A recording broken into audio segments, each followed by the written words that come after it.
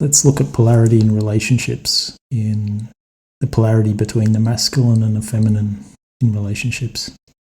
How to understand this, what does it mean, and how to use this knowledge in order to bring more life to our relationships. So polarity speaks about opposites, speaks about two different forces in the universe, and these forces are very real.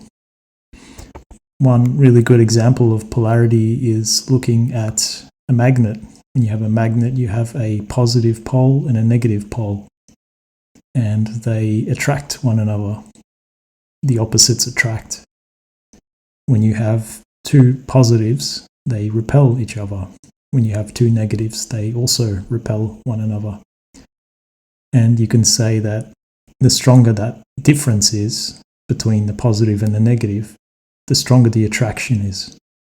And it's quite the same in relationships. In a relationship, you can have three possible variations or types of relationship.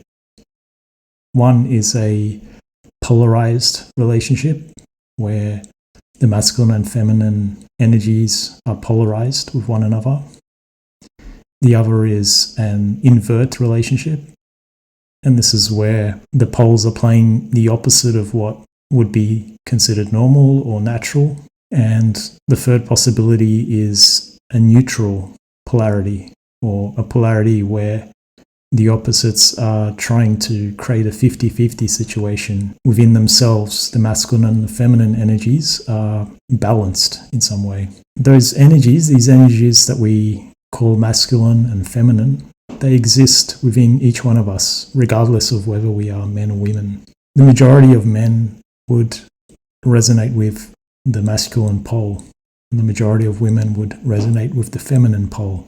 And then there are people that are exceptions to this rule. In today's world, there is a depolarization which has been happening. A lot more women are moving towards the masculine pole, and vice versa. A lot of men have been moving towards the more feminine side. This channel and this podcast is dedicated towards bringing that polarization between the plus and the minus, to increase that. Increasing that charge increases the attraction that men and women feel for one another in a relationship. So let's look at that a little bit, looking at some of the symbols and characteristics which can define what we mean by masculine and feminine energy. So masculine energy is, for the most part, it's an energy which is giving. And the feminine energy, for the most part, we can say that it's a receiving energy. In a similar way, the masculine energy is active. It's often also proactive.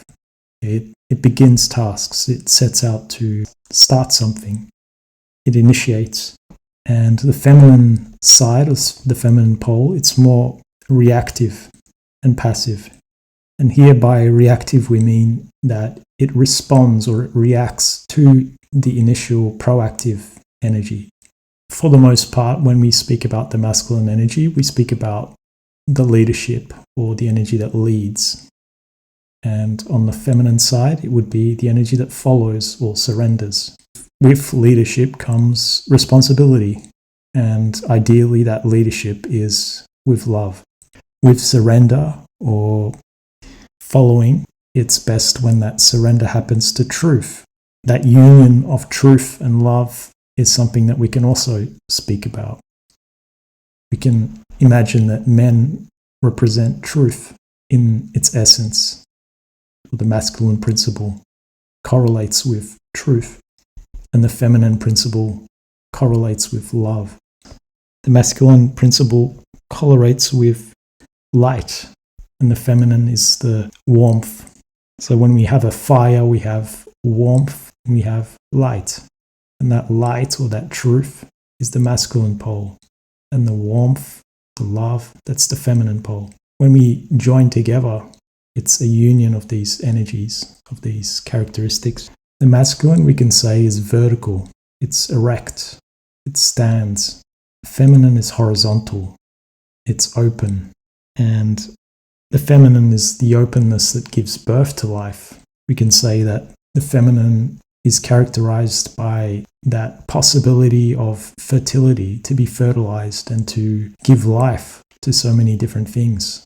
It's a multiplicity. This multiplicity is very visible in her moods, in the variety of her expressions, in her life in general. One really good thing to look at is the symbol of the sun.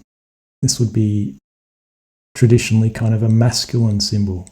The symbol of the sun, which shines its rays in all directions. It's bright, it's big, it's positive.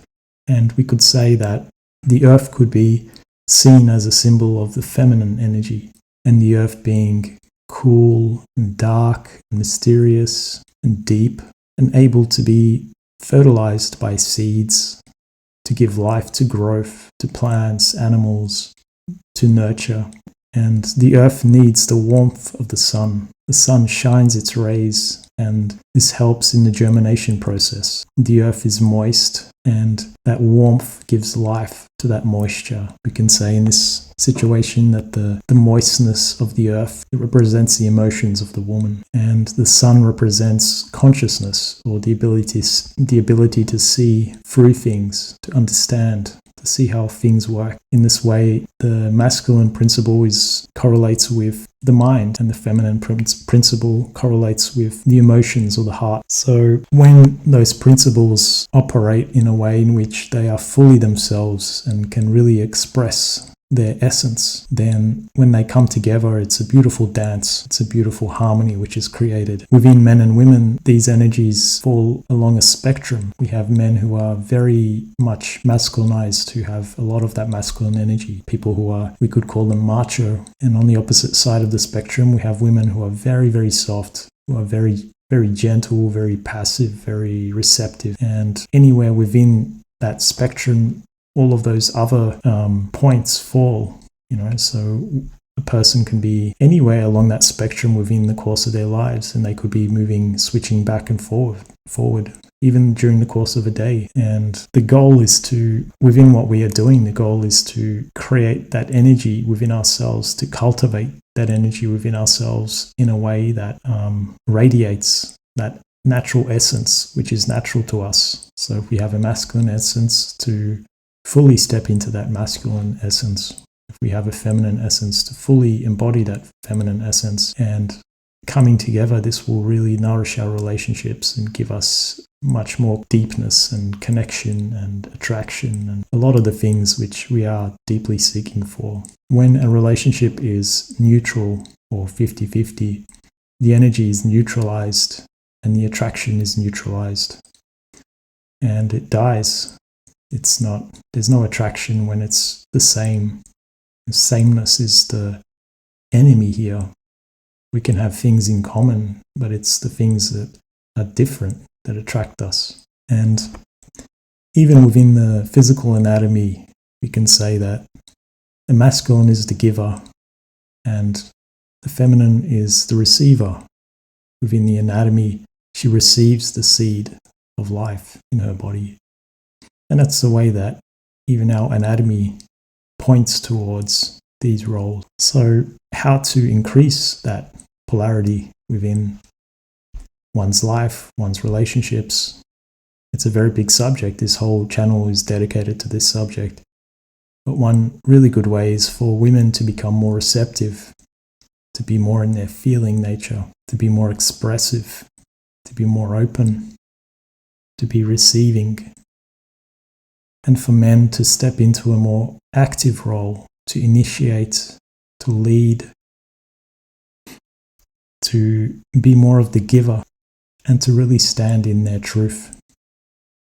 And when we come together in this way, we can really create a beautiful harmony, beautiful dance, without losing our essence in that dance. And that's really the goal.